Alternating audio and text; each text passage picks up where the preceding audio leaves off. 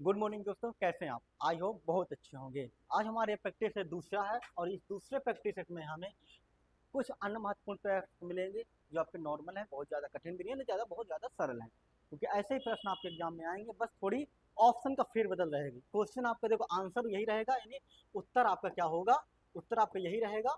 बस क्या होता है कि आपका आंसर इसका फेरबदल किसका रहता है, उत्तर आपको सेम रहता है, बस फेरबदल रहता है कि प्रश्न कैसे पूछ लेता है, ऑप्शन बदले होते हैं बस, और कोई विशेष अंतर नहीं होता है। ठीक, हम प्रैक्टिस है दूसरा है आपका। आज डेट कौन सी आपकी? तो आपकी सेकंड डेट है, तो आप इस डेट थर्ड है आपको, इसमें आगे हम समझते हैं अपना पहला क्वेश्चन। तो पहला क्वेश्चन आपका क्या है, ई गवर्नेंस का मुख्य उद्देश्य क्या है। ई गवर्नेंस टॉपिक में हमने जितने भी आपको पीडीएफ दिया था, पीडीएफ से क्वेश्चन आपके लिए इंपॉर्टेंट था, जिसमें आपका ई गवर्नेंस कहा गया है। ई गवर्नेंस का मुख्य उद्देश्य क्या है?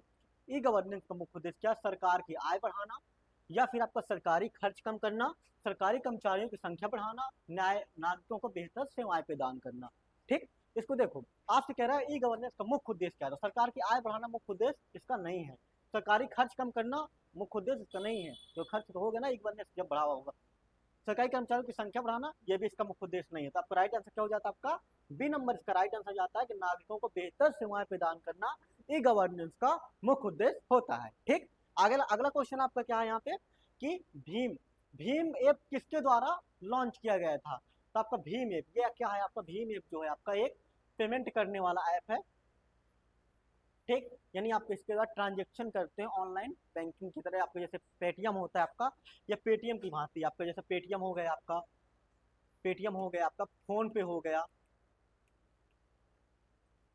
फोन पे हो गया, और आपका जीपी हो गया, यानी गूगल पे हो गया। ऐसे ही आपका भीम ऐप है जो भारत द्वारा लॉन्च किया गया है। और इस भारत द्वारा लॉन्च ऐप को किसने विकसित किया, पूछा आपसे क्वेश्चन, किसने विकसित किया है? भारतीय रिजर्व बैंक ने नहीं किया है आपका, आईसीआईसी बैंक ने ये भी नहीं किया है, एसबीआई बैंक ने ये भी नहीं किया है। तो आप किसने किया है? आपका एनपीसीआई, यानी एनपीसीआई का फुल फॉर्म पूछ लेता आपको, national payment corporation of India. इसने क्या किया? भीम ऐप का निर्माण किया था, यानी विकसित किया था। राइट, अगला क्वेश्चन आपसे कह रहा है साइबर सुरक्षा में बीपीएन का क्या मतलब है।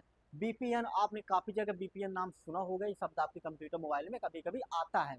इस बीपीएन का मतलब क्या है? Virtual private network, virtual public network, virtual personal network, virtual partition network. तो आपको याद रहे बीपीएन का मतलब क्या हो जाएगा? Virtual private network. क्या होता है आपका? Private network. इसका राइट आंसर क्या हो जाएगा? आपका ए नंबर इसका राइट आंसर हो जाएगा। ठीक, वर्चुअल प्राइवेट नेटवर्क इसका राइट आंसर होता है बीपीएन का फुल फॉर्म। ठीक, अगला आपसे है कौन सा कंप्यूटर साइबर अपराधों, सॉरी कौन सा कानून आपसे पूछा है, कौन सा रूल्स यानी कौन सा अधिनियम अपराधों से, साइबर अपराधों से निपटने के लिए बनाया गया है। यानी कौन सा ऐसा नियम बनाया गया है जो साइबर अपराधों के लिए, उसके लिए ही बनाया गया, उसके लिए इंपॉर्टेंट से निपटने के लिए बनाया गया। ये क्वेश्चन अभी जीडी उसमें अभी हाल ही यूपी पुलिस में भी आया था। जैसे आपका उपभोक्ता संरक्षण अधिनियम, नहीं आपका उपभोक्ता संरक्षण अधिनियम नहीं होगा। कंपनी अधिनियम, तो आपको ये कंपनी अधिनियम भी नहीं होगा। राइट, भारतीय दंड संहिता, ये आपका आईपीसी धारा वगैरह ये भी नहीं होगा। तो आपका राइट आंसर क्या हो जाएगा? आईटी अधिनियम 2000। कौन सा? आईटी अधिनियम 2000 इसका आपका इसका राइट आंसर हो जाएगा। ठीक, अगला आपसे कह रहा है यहाँ पे एआई में एनएलपी का पूरा नाम क्या है। एआई यानी आपका एआई का मतलब क्या होता है? Artificial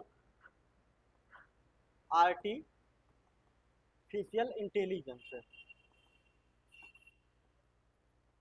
intelligence. तो आपका एआई यानी कृत्रिम बुद्धि जिसको कहते हैं, आर्टिफिशियल इंटेलिजेंस में आपसे कह रहा है कि किसका? ए हम आपका N A N A L P.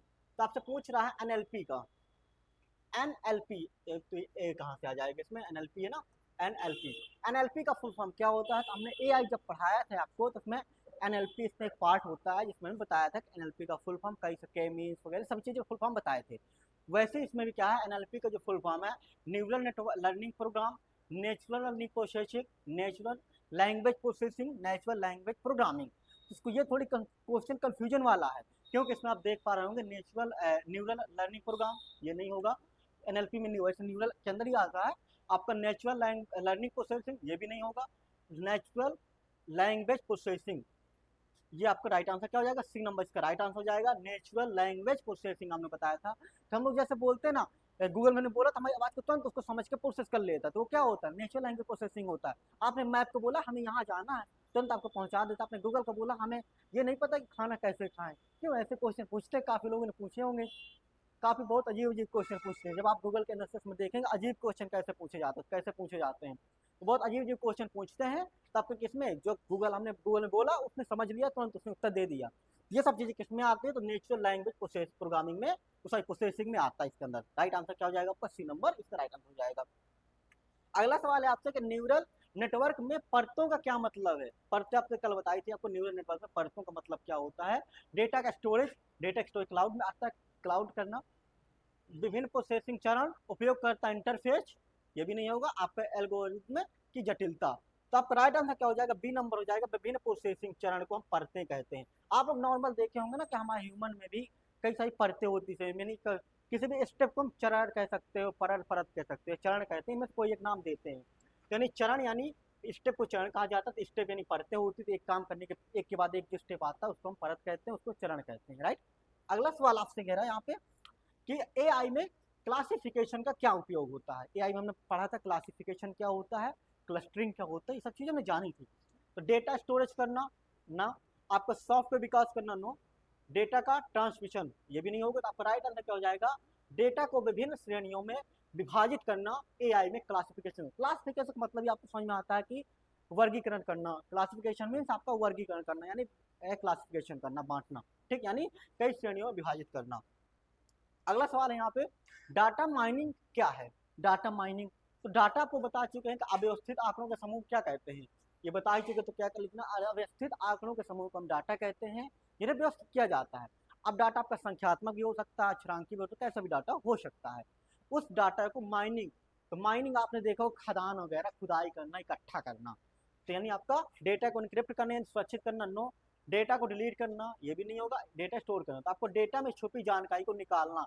आप कोल माइनिंग यानी कोयले की खदान देखा, वहाँ पे कोयला छुपा तो होता है, उसको क्या किया जाता है, निकाला जाता है, उसकी माइनिंग की जाती है, उसकी खुदाई की जाती है। यहाँ पे खुदाई नहीं करता, लेकिन उससे डाटा क्या करता है, छुपी हुई जानकारी को निकालता है। तो राइट आंसर क्या हो जाएगा, ए नंबर इसका राइट आंसर हो जाएगा। राइट, अगला इसमें आपका कि के मीन्स क्लस्टरिंग का क्या उद्देश्य है। देखो के मीन्स क्लस्टरिंग आपसे पूछ लिया, तो के मीन्स क्लस्टरिंग का क्या उद्देश्य है, नोट्स पढ़ो, रिवीजन करो, बहुत अच्छा रहेगा। के मीन्स क्लस्टरिंग का क्या उद्देश्य है, डेटा को समान समूहों में विभाजित करना, डेटा को एनालिसिस करना, डेटा को स्टोर करना, डेटा को एनक्रिप्ट करना। तो क्लस्टरिंग का मतलब होता है कि डेटा को समान समूह में विभाजित करना। आपने देखा होगा कि मान लो बच्चे स्कूल है, अब स्कूल में देखते हैं, स्कूल में आपके मैथ वाले भी स्टूडेंट्स होते हैं, साइंस वाले भी होते हैं, हिंदी वाले भी होते हैं, सभी स्टूडेंट होते हैं। इनमें से सभी बच्चों को एक साथ स्कूल में सभी बच्चे होंगे ना, अब सभी बच्चों को यदि कह दिया मैथ वाले बच्चे अलग खड़े हो जाए यानी समान समूह में बांट दिया, मैथ वालों को अलग कर दिया, साइंस वालों को अलग कर दिया, हिंदी वाले अलग कर दिया, या फिर कह दो क्लास वाइज क्लासिफिकेशन कर दो कि इसमें कह दो कि 9th वाले अलग हो जाए, 10th वाले अलग हो जाए, 11th वाले अलग हो जाए, इस प्रकार आप कर सकते हो। ठीक, ये आपको नॉर्मल चीजें हैं। इसका राइट आंसर क्या हो जाएगा आपका ए नंबर। के मींस क्लस्टरिंग का मतलब क्या होता है, डेटा को समान समूहों में विभाजित करना, सेम ग्रुप्स में डिवाइडेड करना, बांट देना, क्या कहलाता है आपका, क्लस्टरिंग के मींस कहलाता है। ठीक, अगला सवाल आपसे कह रहा है यहाँ पे कि डीप लर्निंग में न्यूरॉन क्या होते हैं। डीप लर्निंग मतलब गहराई का लर्निंग, ज्यादा गहराई से जान। तो न्यूरॉन क्या होते हैं, जैसे आपको बताया था कि न्यूरॉन किसी भी पॉइंट को छोटे छोटे भाग होते हैं जिसपे काम किया जाता है, सबसे बेसिक इकाई होती है। उस पर एक प्रकार का क्या है, डेटा होता है, डेटा सेट होता है नो, एक टाइप का आउटपुट होता है, एक ट्रेनिंग मेथड होता है, ये भी नहीं। तो आपका क्या हो गया, राइट आंसर क्या हो जाएगा आपका, आपका हो जाएगा बी नंबर।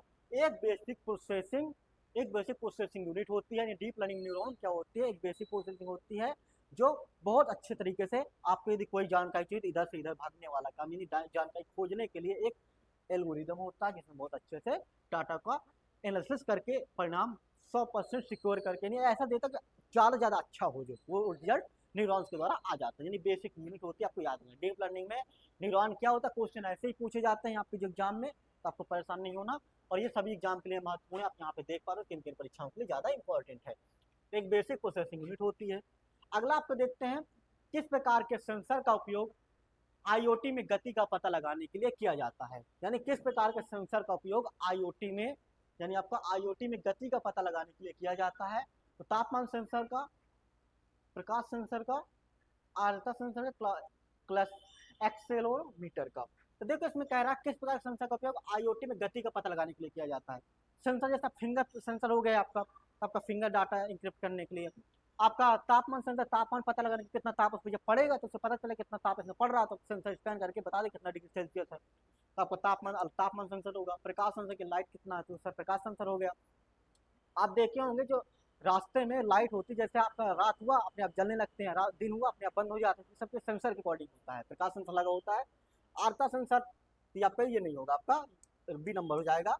एक्सरे एक्सेलेरोमीटर, ठीक, ये आपको राइट या सी नंबर आपको राइट आंसर हो जाएगा, आपको याद रखना है, ठीक। ये क्वेश्चन आपको इंपॉर्टेंट है, बहुत अच्छा क्वेश्चन है, आपको इसका क्वेश्चन आपको नोट कर लेना है। जो क्वेश्चन ना आ रहा है तो उसको आप लिखते जाया करो ताकि आपको रिवीजन हो जाएगा दोबारा पढ़ने में। आप क्लाउड कंप्यूटिंग में डेटा सुरक्षा सुनिश्चित करने के लिए प्रमुख तरीका कौन सा है?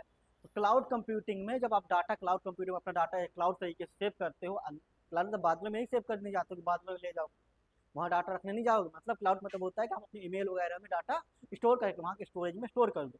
तो डेटा स्टोरेज, ये तो आपका डेटा स्टोरेज करना होता है, सुरक्षित निश्चित करना नहीं होता। डेटा फॉर्मेटिंग, ये बदलाव करना होता है। डेटा डुप्लीकेट कॉपी करना। तो आपका राइट आंसर क्या हो जाएगा? ए नंबर हो जाएगा, डेटा इनक्रिप्शन, यानी डेटा को सुरक्षित करना, राइट। अगला सवाल आपसे पूछ रहे हैं यहाँ पे कि प्रस्तुति सॉफ्टवेयर में स्लाइड पर चार्ट जोड़ने के लिए कौन सा टाइप का उपयोग किया जाता है? यानी आपको यहाँ कह रहा है power point,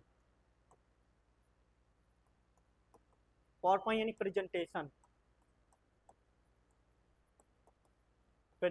software. Presentation software की बात कर रहा है कि प्रेजेंटेशन सॉफ्टवेयर में स्लाइड पर चार्ट जोड़ने के लिए, स्लाइड आपको क्या कहा जाता है? जो पेज होता है, पेज को स्लाइड कहते हैं, राइट। जो उसका पावर पॉइंट का पेज होता है उसको स्लाइड कहा जाता है। और जोड़ने के लिए हम चार्ट जोड़ने के लिए किसका उपयोग करते हैं? तो होम टैब का नहीं यूज करते हैं, ये आपका नहीं होगा, ट्रांसिशन भी नहीं होगा, डिजाइन भी नहीं होगा। आपका राइट आंसर क्या बचता है? बी नंबर राइट आंसर बचता है, ठीक। अगला सवाल आपसे कह रहा है यहाँ पे, अंतिम सवाल आपका, कि कंप्यूटर में हो गया क्या? अंतिम ही आपका, कंप्यूटर में डेटा प्रोसेसिंग करने वाला प्रमुख भाग कौन सा होता है? तो याद है आपको, कंप्यूटर में डेटा प्रोसेसिंग करने वाला प्रमुख भाग कौन सा होता है? तो हार्ड डिस्क। ये आपका हार्ड डिस्क नहीं होता है, हार्ड डिस्क आपका स्टोरेज होता है, स्टोरेज डिवाइस होता है। मॉनिटर आपका ये आउटपुट डिवाइस होता है, आउटपुट डिस्प्ले होता है,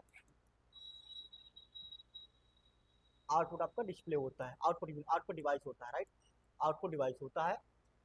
रैम आपका ये भी स्टोरेज डिवाइस के अंदर आ जाता है, स्टोरेज आ जाता है। आपका डेटा प्रोसेसिंग करने के लिए कौन सा उपयोग होता है? सीपीयू।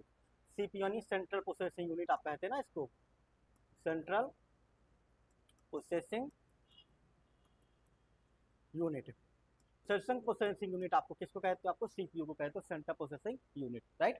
अगला आपके यहाँ पे है आपका, कंप्यूटर के किस भाग का उपयोग डेटा एंट्री के लिए होता है? तो कंप्यूटर के यानी किस भाग से हम डेटा को इंटर करते हैं, डेटा को लिखते हैं, लिखने के बाद ही तो इंटर होगा ना। तो आप किसके द्वारा आप डेटा को लिखते हो? सीपीयू के द्वारा। अभी आपको पता चला क्या होता है? प्रोसेसिंग डिवाइस होता है, प्रोसेसिंग के लिए यूज होता है, प्रोसेसिंग में उपयोग होता है, राइट, प्रोसेसिंग में उपयोग होता है।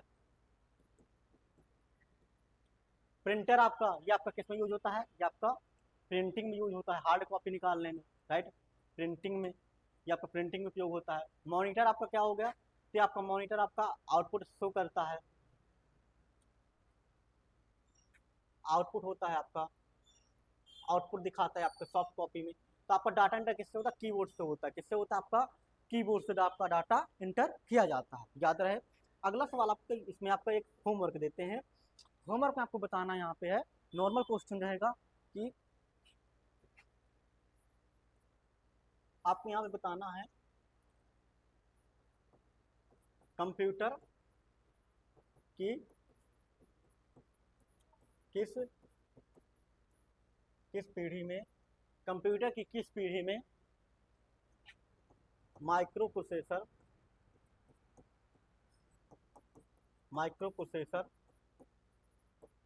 का